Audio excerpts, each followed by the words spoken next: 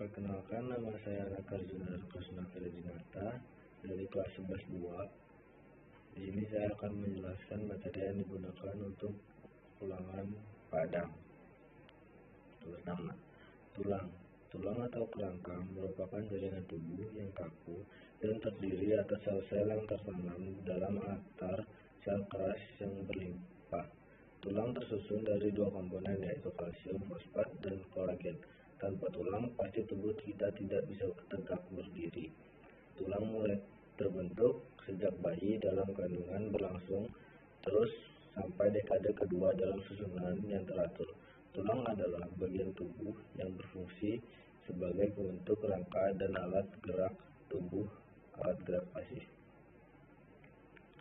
Tulang juga melindungi fungsi sebagai pelindung organ-organ internal, serta tempat penyimpanan mineral dalam tubuh. Proses ossifikasi yang merupakan proses pembentukan tulang yang terjadi pada masa perkembangan fetus dan setelah individu lahir. Fungsi tulang adalah sebagai berikut. Yang pertama, penyediaan situs pelindung untuk jaringan khusus seperti sistem pembentuk darah, mengatur tingkat kalsium dan fosfat, alat gerak pasif, dukungan struktural untuk aksi mekanisme jaringan lunak.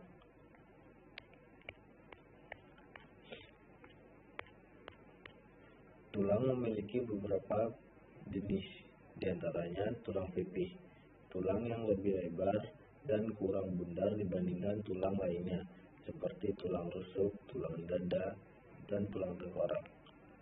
Tulang pendek, tulang yang lebih tipis dan lebih lemah dari tulang panjang, seperti tulang-tulang di tangan dan pergelangan tangan. Tulang tak beraturan, tulang yang memiliki bentuk yang tidak beraturan, seperti tulang rahang dan ruas tulang belakang. Selanjutnya, tulang sesamoid, tulang yang berakar pada tendon atau otot seperti tempurung lutut, dan beberapa tulang metakarpal di tangan. Selain berdasarkan bentuk, tulang juga dapat dibedakan menjadi dua bagian besar, yaitu tulang aksial dan tulang apendikular. Tulang aksial adalah tulang yang ada di bagian kepala dan badan, seperti tulang kepala atau tengkorak, tulang belakang, dan sternum. Yang kedua, tulang apendikular adalah kelompok tulang yang membentuk anggota gerak serta menjadi penyambung anggota gerak, seperti tulang belikat, tulang selangkah, tulang panggul, dan tulang kaki. Ossifikasi adalah proses pembentukan tulang yang melibatkan beberapa sel dan jenis. Di antaranya, sel pembentuk tulang disebut osteoblast. Sel ini berperan dalam proses pembentukan tulang. Selanjutnya, sel tulang dewasa disebut osteosit. Sel ini terbentuk setelah proses pembentukan tulang. Selanjutnya, sel pemecah tulang disebut osteoklast. Sel ini berfungsi untuk memecah dan menyerap kembali tulang yang rusak. Jenis ossifikasi. Terdapat dua jenis ossifikasi, yaitu ossifikasi intramembran dan ossifikasi endokondral. Ossifikasi intramembran, proses pergantian membran jaringan ikat dengan jaringan tulang. Tulang yang terbentuk dengan cara ini disebut tulang intramembran, seperti tulang pipih pada tengkorak. Yang kedua, ossifikasi endokondral, proses pembentukan tulang dari tulang rawan hialin. Tulang rawan hialin akan menjadi cetakan bagi tulang keras baru yang disebut perikondrium. Selanjutnya, tulang rawan. Tulang rawan adalah jaringan ikat yang kuat dan fleksibel yang terdapat di seluruh tubuh manusia. Tulang rawan memiliki berbagai fungsi, diantaranya melindungi sendi dan tulang, meredam guncangan di seluruh tubuh, dan mencegah gesekan antar tulang di persendian. Tulang rawan dibedakan menjadi beberapa jenis, yaitu tulang rawan hialin. Tulang rawan ini paling banyak ditemukan tubuh dan merupakan prekursor tulang. Tulang rawan hialin memiliki tekstur yang lentur dan elastis. Selanjutnya ada tulang rawan fibrosa. Tulang rawan ini memiliki banyak serat kolagen sehingga bersifat kurang lentur. Tulang rawan fibrosa dapat ditemukan di cekungan kecil yang disebut meniskus, cakram atau diskus antara tulang belakang, kapsul sendi, dan ligamen. Tulang rawan elastis. Tulang rawan ini bersifat lentur dan kenyal karena mengandung serat elastis dan kolagen. Tulang rawan elastis dapat ditemukan di telinga, hidung, epiglotis, dan trakea. Selanjutnya ada sendi. Sendi adalah hubungan antar tulang. Nama lain dari sendi adalah persendian, atau persendian adalah artikulasi. Sendi merupakan tempat pertemunya dua tulang maupun lebih. Sendi menyebabkan hubungan antara tulang-tulang bisa digerakkan. Meski begitu, persendian juga ada yang tidak dapat digerakkan dan ada yang gerakannya terbatas. Jenis-jenis sendi itu adalah yang pertama sendi mati. Sendi mati memiliki nama lain sinartrosis. Hubungan antar tulang seperti ini tidak dapat digerakkan sama sekali.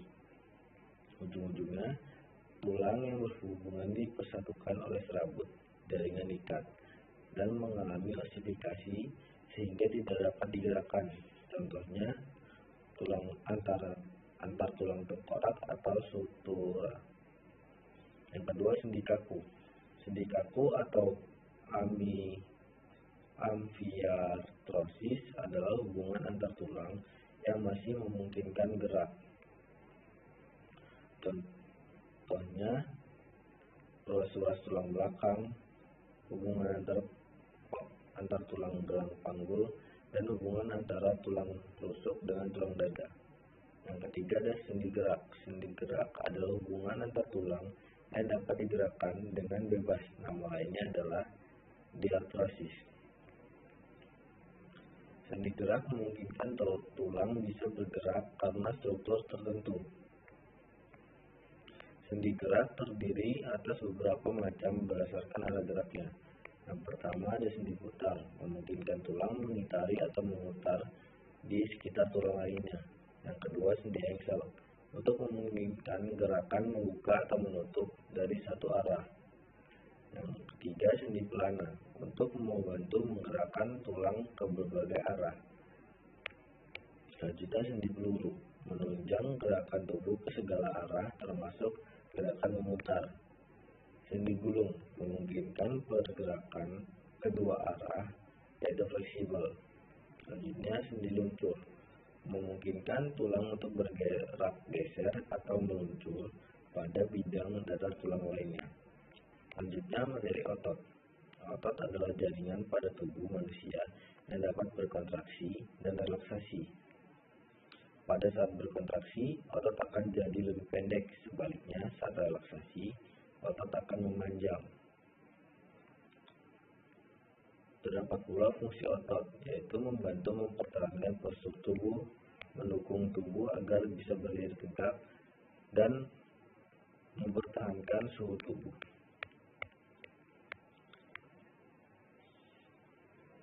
Berdasarkan struktur dan fungsinya, ada 3 jenis otot, yaitu otot lurik. Otot lurik merupakan otot yang menempel pada rangka atau tulang kita. Jaringan otot lurik ini menempel pada anggota gerak dan terdapat hampir di seluruh bagian tubuh. Yang kedua ada otot polos. Otot polos terdapat pada organ tubuh kita. Otot polos merupakan penyusun organ-organ dalam tubuh manusia, seperti usus halus, lambung, dan pembuluh darah. Yang ketiga, otot jantung. Otot jantung hanya terdapat pada dinding jantung manusia. Fungsi otot jantung adalah untuk memompa darah ke seluruh tubuh.